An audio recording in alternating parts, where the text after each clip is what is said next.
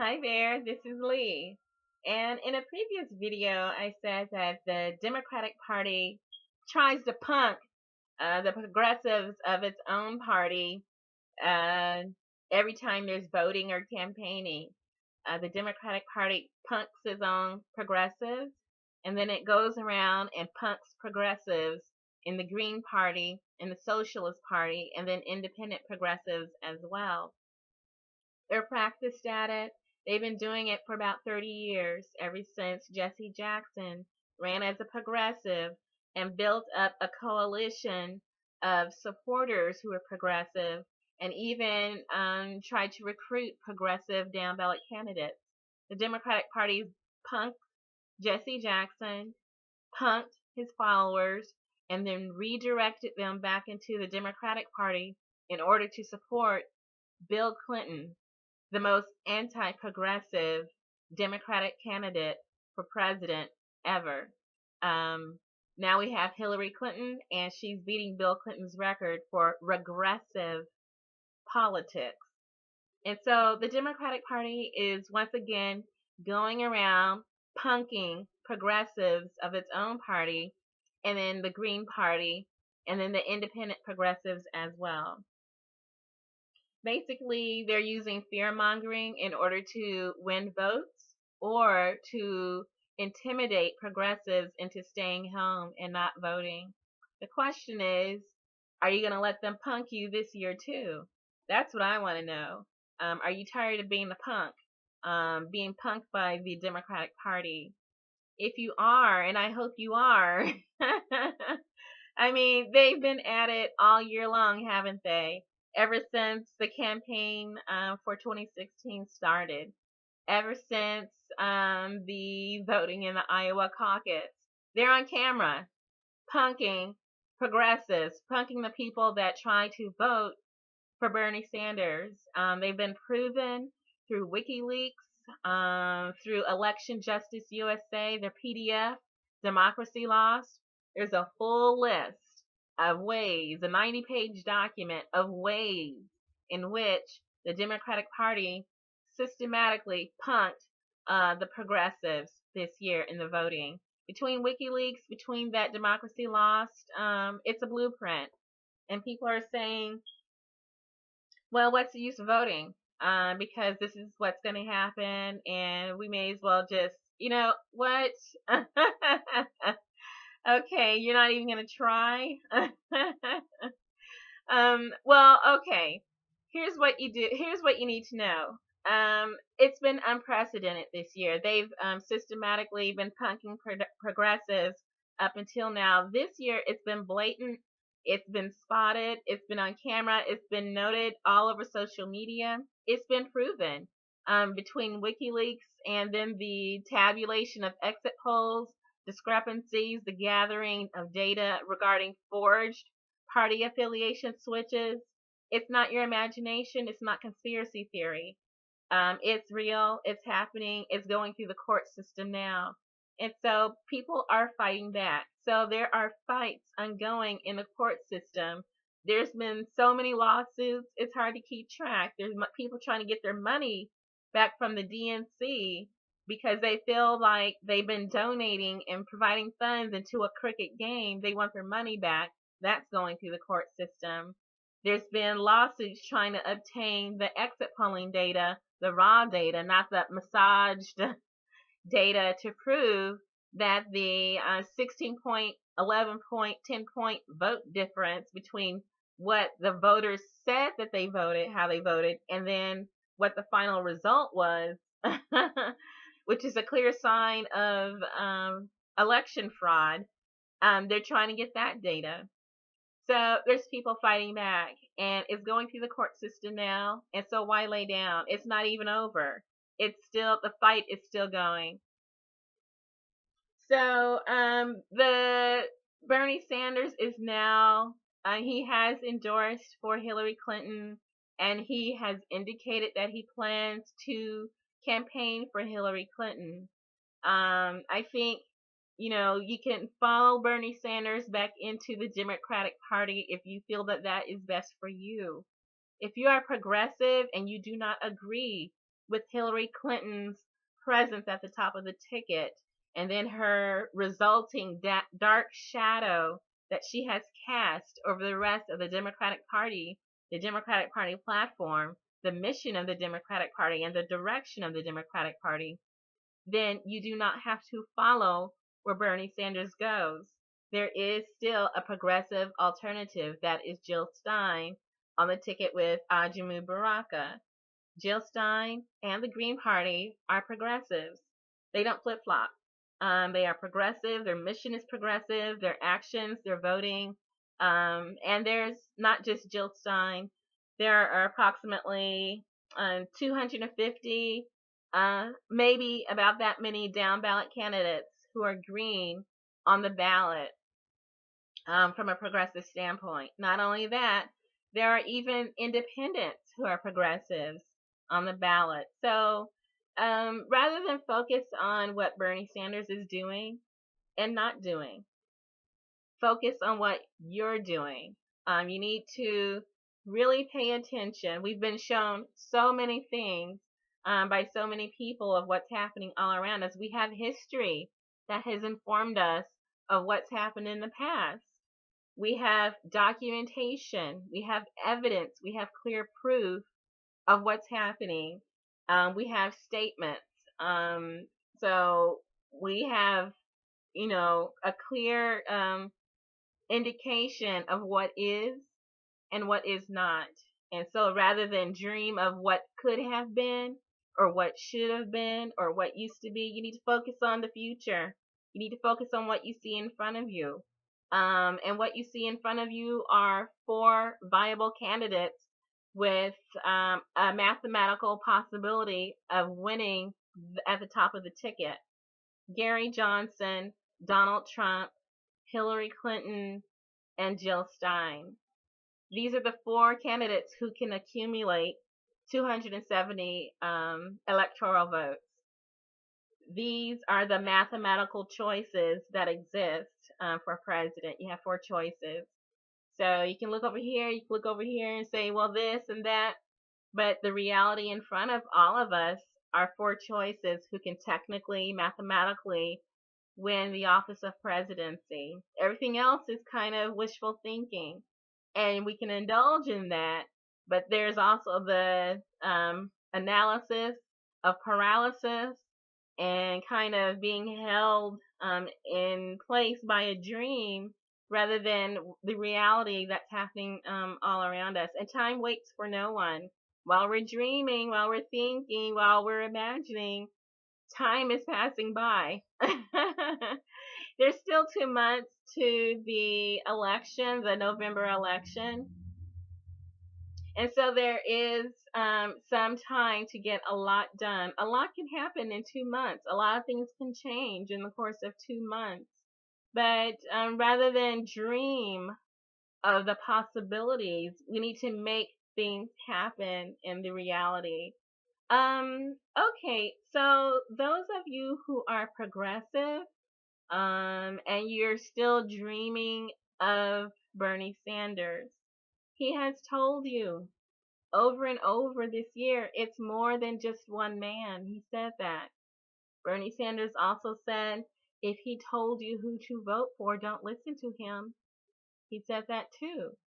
He said, it's not about me, it's about you, the voters. It's not about him, it's about the progressive revolution. He said that. So maybe it's best to focus on the things that Bernie Sanders told you prior to July 12th. Prior to July 12th, Bernie Sanders was running his own campaign. After July 12th, he endorsed for Hillary Clinton. He's not running his own campaign. He's running Hillary Clinton's campaign. So you need to ask yourself, are you going to do what Bernie Sanders told you when he actually told you not to? That's just something to think about. Just let that roll around in your head. I mean, I had my own sad moments too. But I always kind of saw this possibility happening, and so I kind of doubled down my focus. I said, well, it could either be Bernie Sanders or it could be Jill Stein, and I accepted either possibility in my head. It was hard letting go of Bernie Sanders, but because I prepped myself in my own mind, like it could be Bernie, it could be Jill, I was able to transition over to Jill and let go. But everyone has to make their own choices, and it does take time. But the thing is, time waits for no one. We're in the home stretch. November is a little more than 2 months away. So we have 2 months. If you're progressive, you need to get some things decided in your head. Are you going to let the Democratic Party punk you again, as they've done for, let's see, approximately 30 elections? No, 28 election cycles since, well, 28 years. I mean, Jesse Jackson, let's say it's 28 years. So I guess 7 election cycles, over and over and over again. It's too important this year. It's too important. The Supreme Court. It's too important this year. It's too important this year. The Supreme Court. It's too important this year. It's too important this year. Supreme Court. Wait until next year. I mean, wait until the next 4 years. Wait until 4 years from now. Wait until it's too important. They've been doing that for about 28 years now. So you're gonna have to ask yourself: are you gonna fall for the okey doke again? Are you gonna get fooled again?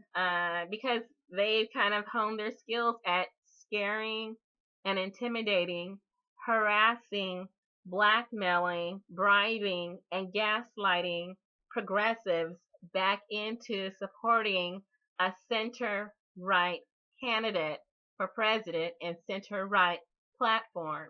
This is what has brought us to where we are right now. Center-right platforms, lesser evil voting, that is what has brought us the Trans-Pacific Partnership. This is how we got here. The lesser evil voting has brought us to the Trans-Pacific Partnership. First it was NAFTA. We did that. And then now they said, hey, they fell for it. And there's an opt-out option with NAFTA, but 20 years later, have we opted out? No, we haven't. There's also an opt-out option for Trans-Pacific Partnership, but if NAFTA hasn't been renegotiated all these years, do you even think there's going to be a chance with Trans-Pacific Partnership? And people are saying, well, there's no chance that there's ever going to be a vote. Do you believe them? After all you've seen this year, do you actually believe them when they say that? Or are they saying, oh, well, we scared everybody. Let's be a little bit more low-key. Let's, kind of keep it down a notch. Notice that it still remains on the Democratic Party platform. And there's, little side notes. Well, I don't like the version that it is now, so let's not bring it up for a vote. Meaning, well, there may be another type of Trans-Pacific Partnership. It's not completely dead. It's just gone to ground. It's still there. So that's why they're still very important to continue to send progressive candidates into office at the top of the ticket, and then also down ballot as well. We need votes to stop Trans-Pacific Partnership. We need votes in Congress to stop the Trans-Pacific Partnership. Hillary Clinton cannot and will not stop it for you. She is not your hero. She never was. She's the one who created Trans-Pacific Partnership in the first place. She's the one who allowed it to be placed on the Democratic Party platform. So we need to actually focus not only on just what your television is telling you. It's important to turn off that television, which is basically being used, as WikiLeaks has shown us, as a propaganda tool of the Democratic Party in order to scare you, intimidate you into supporting Hillary Clinton for president, and then also centrist Democrats down ballot to go to Congress to likely vote for Trans-Pacific Partnership on her behalf. So rather than focus on what the television is telling you, maybe get on the internet and do your own research and see what's what. Jill Stein is the only remaining progressive candidate for high office.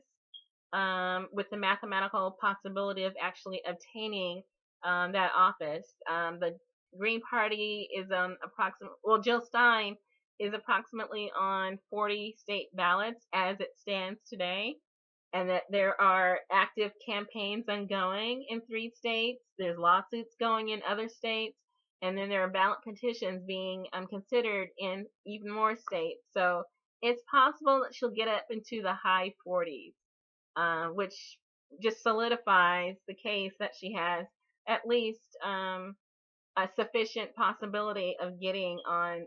Definitely, well, she already has the possibility of getting 270 electoral votes, but the more states she gets, the more votes that she gets. And then also the more people who can get on the ballot as a down ballot candidate for U.S. Senate, U.S. Congress. We've got Greens trying to get into the Congress. So they need time and focus and attention and energy rather than expending more energy on Bernie Sanders and what Hillary Clinton are doing, what they're saying.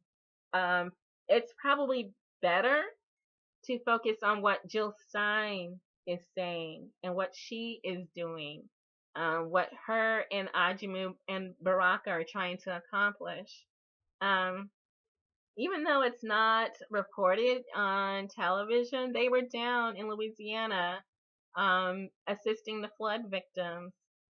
Jill Stein has been in Los Angeles working with Black Lives Matter. She was also going to be in Michigan, in Cleveland. She's been actively campaigning with down ballot candidates.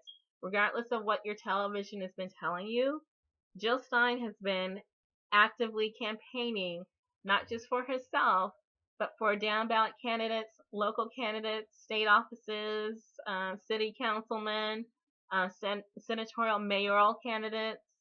She was in Baltimore working with people concerned about housing and poverty. So she's been very actively campaigning, and maybe turn your gaze away from the drama of what the television is trying to tell you and focus on, if you're a progressive, focus on what the progressive is trying to tell you.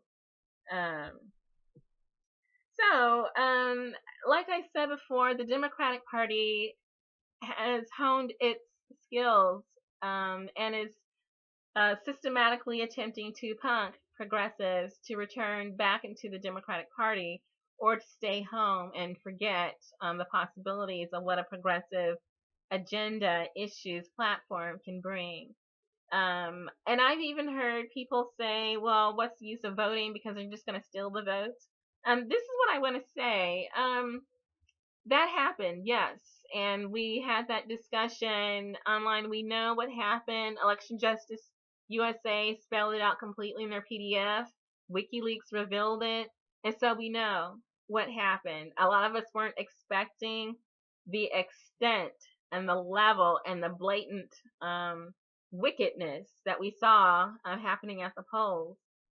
We also saw, and it's not like people didn't know. As soon as it happened in Iowa, the Des Moines Register noted that this happened and that there needed to be a reexamination of a caucus in Iowa. The Des Moines it was a third party, a reliable third party spotted the fraud and said, we can't even fully get behind what has occurred here. It's disturbing. It was spotted early. People knew.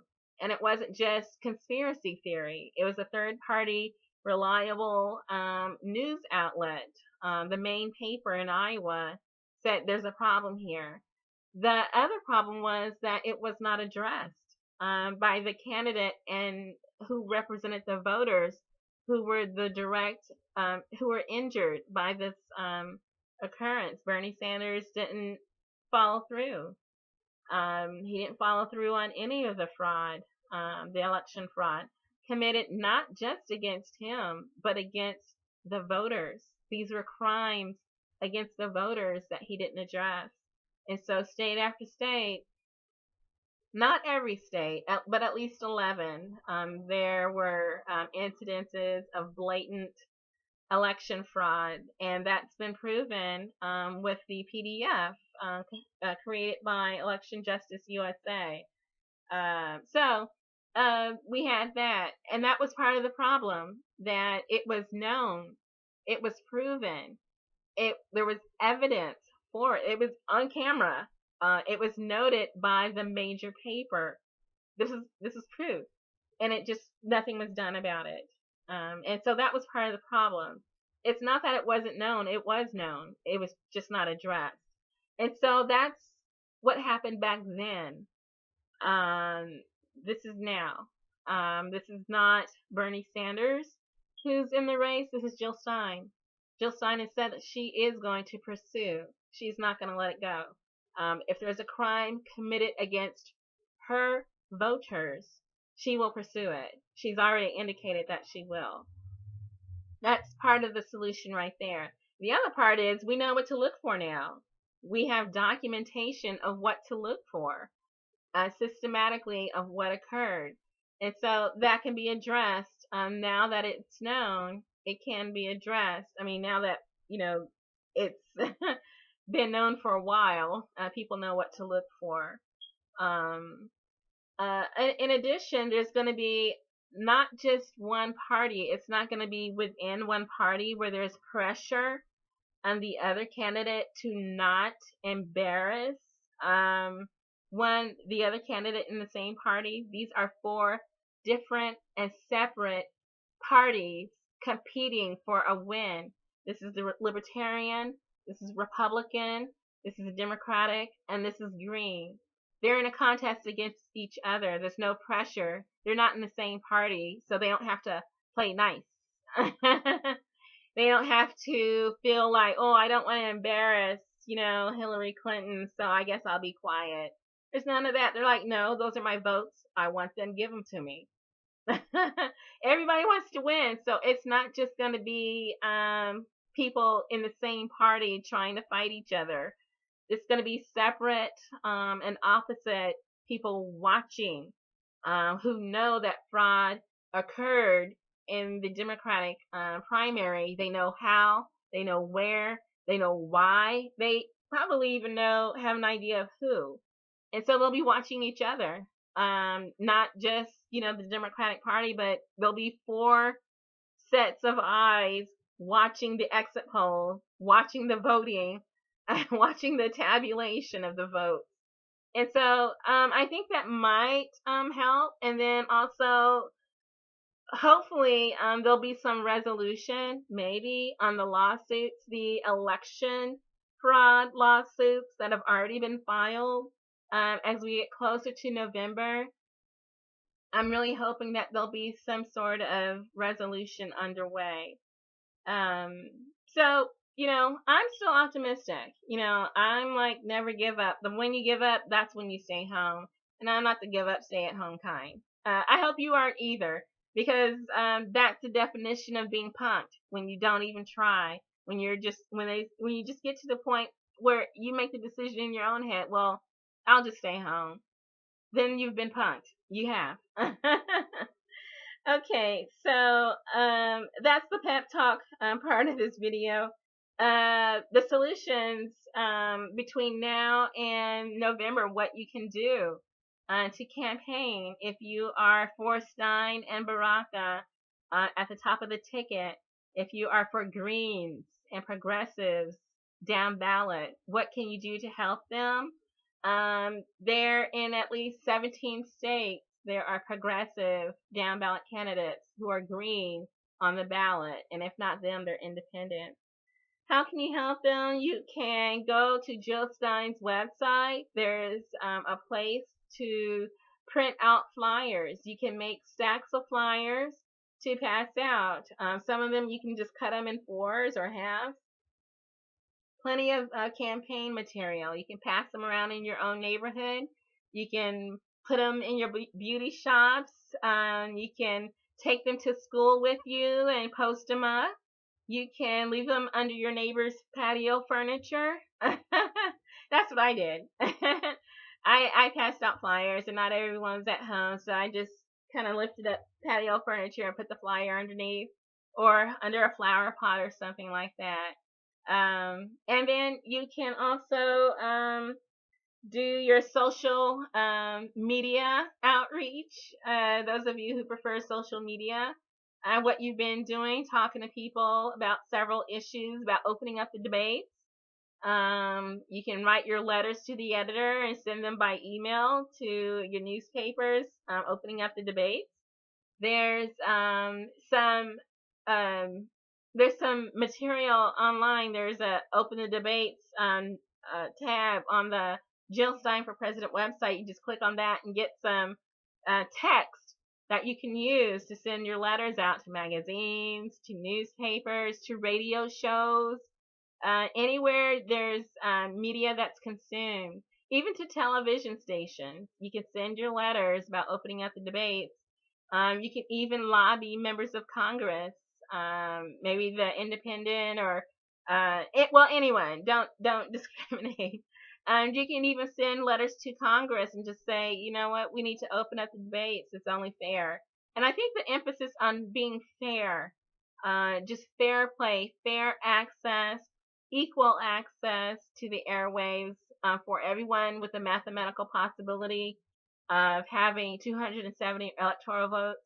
It's only fair that all of them get the same and equal access to the airwaves. So there's that you can do as well. You can walk some blocks and talk to your neighbors and not just leave that campaign material and ring the doorbell and then run away. You can actually talk to them if you want to, block by block.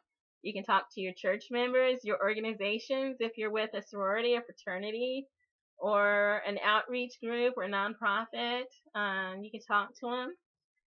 You can also do something interesting and have host house parties. All these instructions on how to do them are listed on Jill Stein's website. You can also do voter registration. If you're not entirely convinced that everyone's registered to vote, and at the same time you're doing voter registration, you can hand out information. Some people host a booth at festivals and different events, or they can also go out into the community with some registration material and help people get registered. You can also share that PDF, Election Justice USA PDF, that's called Democracy Lost, and just educate voters that way and just say, these are some instances that happened in the past, but we want to make sure that they don't happen in the future. So there's things that can be done and hopefully will be done and should be done. But there's all kinds of things that can be accomplished between now and the voting. Also, I want to say that some of you who have considered taking Bernie Sanders up on his offer for running for office. You don't necessarily have to run as a Democratic candidate. You can also run as an independent. You can run as a write-in. You can run as unaffiliated. You can run as a green. You can even run as a socialist if you want to. There are other options, and you do not have to do it through the organization that's been set up. You can run as part of the Green Party, or you can just go to the Secretary of State in your community where you live and get instructions from there. Usually they have PDFs or just clear instructions like how to run for office, how to be a candidate on your Secretary of State's website. And you can just follow those instructions and throw your hat into the ring. Usually you have to get signatures. You have to make sure you're registered to vote. You can just examine the criteria, make sure that you're of age. You can start raising money, things like that. So these are just some ways forward. Rather than let yourself be beat down by the propaganda against Jill Stein, which is designed to cause the electorate to lose faith in her ability. Rather than focus on that, focus on what Jill Stein is saying rather than what people are saying about her. A lot of that is propaganda. And how do you know it's propaganda? Well, think about it. This is a woman who uh, has a medical degree. She was a practicing physician. She taught at the Harvard Medical School. She completed her residency at Harvard Medical School. She was a magna cum laude graduate at the undergraduate level at Harvard. And yet they're saying that, and she is published. She is written in scientific publications. She's an author, and she was licensed to practice on patients. She's retired now, but the fact that they're saying that she's anti-science, doesn't that sound ridiculous? To call a medical doctor anti-science? That is what propaganda is. Ridiculous, but people believe it. Rather than listen to what people say, make up your own mind. And rather than be someone else's punk, make up your own mind. Don't let anyone make you give up the fight for justice or intimidate you into tricking yourself into staying home. It's best to use your own mind. If there's something that you want, there are ways to go out and get it. And when you know those ways, there's nothing to stop you from doing that, just that. Good luck.